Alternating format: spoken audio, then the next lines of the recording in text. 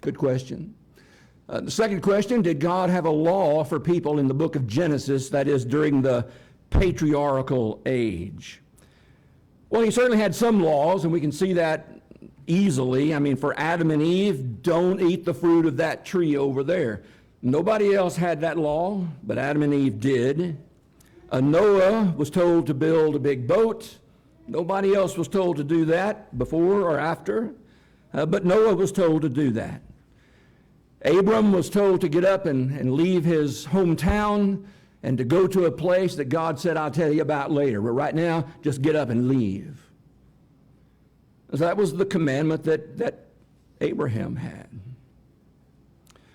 The bigger question, though, is, was there a general moral law for everyone? Was everybody amenable to God for some moral law that we know was not written down, but certainly they had some kind of a law? Well, you can go back to Genesis chapter 4. We actually mentioned this in the lesson this morning. We were talking about self-control. And Adler read the passage for us a few minutes ago. Genesis chapter 4 and verse 6, the Lord says to Cain, why are you angry? Why has your face fallen? If you do well, will you not be accepted? And if you do not do well, sin is crouching at the door. Its desire is contrary to you, but you must rule over it. That's the self-control part of it there. So what is sin? I mean, John explains to us in the book of 1 John, sin is a transgression of God's law.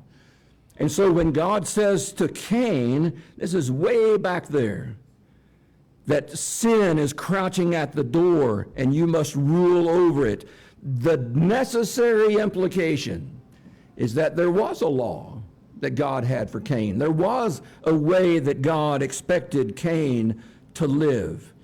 It was not written down. Did God speak directly to Cain? Maybe, maybe not. Don't really know that. But in some way, God communicated to Cain that there was a right and a wrong way to live his life. When you just turn a couple of pages further to Genesis chapter 6, and in verse 5, as you begin the flood narrative of the book of Genesis, the Lord saw that the wickedness of man was great in the earth, and that every intention of the thoughts of his heart was only evil continually. Noah, verse 9, by contrast, was a righteous man. Talked about that a little bit this morning. And then down to verse 11, the earth was corrupt in God's sight. And so in the days of Noah, there was wickedness, there was evil, there was corruption in the sight of God. That's moral corruption. So by what standard were they corrupt? By what standard were they wicked and evil? Well, that'd be by God's standard. It would be that they were living contrary to the way that God had expected them to live.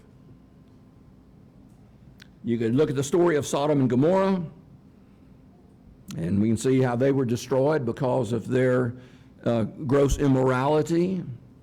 Sometimes God did speak directly to individuals, not just to Adam and to Noah and to Abraham. We see in Genesis chapter 20, God speaking directly to this Canaanite king Abimelech. Speaks directly to him and told him, you don't need to be with that woman. That's that guy's wife. And he said, I did not know that. But there was a conversation God had with Abimelech on that occasion. But whether God did that with everybody, again, don't know for sure. I can tell you what the book of Romans says when you go forward into the New Testament. Paul tells us that there was an innate understanding of things that are right and things that are wrong. In Romans chapter 1, to begin with, Romans chapter 1 and verse 18, the wrath of God, Paul writes, is revealed from heaven against all ungodliness and unrighteousness of men who by their unrighteousness suppress the truth.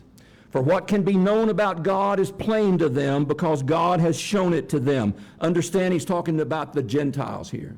Remember the layout of the book of Romans. Chapter 1, he condemns the Gentiles for being guilty of sin. Well, that's the context here.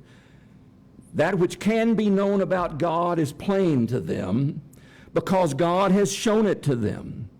his invisible attributes, namely his eternal power, his divine nature, and I would say that would include his nature of loving kindness and goodness to his creation. All of those things have been clearly perceived ever since the creation of the world in the things that have been made, so that they are without excuse. He said the Gentiles who did not have the codified law as the Israelites did, they still were without excuse.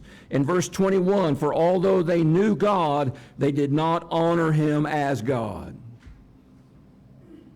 So however God communicated his will to those people in the patriarchal age, they certainly were expected to know the difference between right and wrong. You see that in chapter 2 as well, Romans chapter 2, in verse 14. When the Gentiles who do not have the law, again, codified law, when they do by nature what the law requires, they are a law unto themselves, even though they do not have the law. They show that the work of the law is written on their hearts, while their conscience also bears witness, and their conflicting thoughts either accuse or else excuse them. And so the Jews did not have the written law like the Gentiles did not have the written law like the Jews did, like the Israelites did, but God put an understanding of right and wrong in their hearts, their conscience bearing witness, either accusing them or excusing them. And that's the extent of the natural law, if you want to call it that the Jews or that the Gentiles had before the Jews came along and God gave them the written law. And in the very next chapter, in chapter 3, he even tells the Jews that. What advantage does the Jew have? In verse 1, what advantage does the Jew have? Remember that in chapter 2, he said the Jews are equally guilty. Chapter 1, Gentiles guilty. Chapter 2, Jews are guilty. So chapter 3, then what advantage does the Jew have?